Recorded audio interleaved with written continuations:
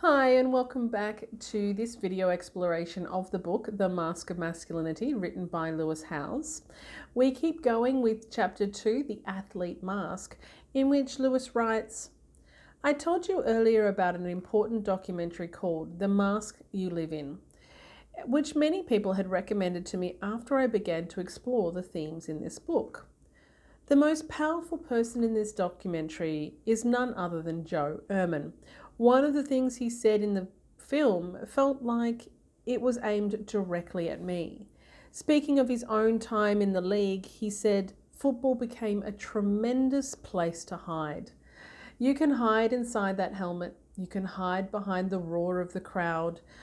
You can project this persona, the epitome of what it means to be a man in this culture. The idea that you're only as good as you play might be motivating on the field, but off the field, it's devastating. As Joe put it, nothing is quite so painful as feeling you don't quite measure up as a man. That is exactly how athletes feel when they are no longer athletes, and men will do anything to delay that crushing feeling.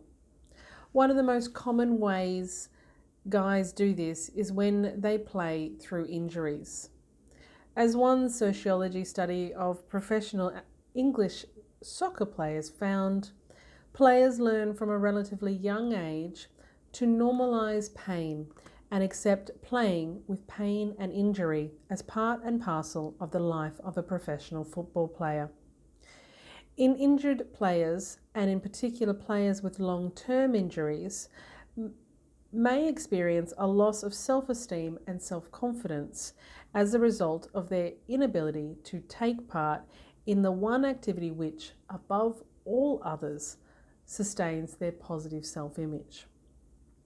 So this goes to an extension of what I began to talk to in the last video when I described how my husband broke his arm and wasn't able to play, and what resulted in his confidence and his sense of identity. And I think and I'd have to actually talk to him more about this, but I think it really was the first time he realized, I'm getting older. I don't know how much longer I'm going to be able to do this for. And it was then we started talking about commerce and business, in particular in Nigeria, and how to support his family. So what I'm wanting to understand from you is what happened when you couldn't play sport anymore? How did you know to pivot the direction of your life, and in what direction did you take it?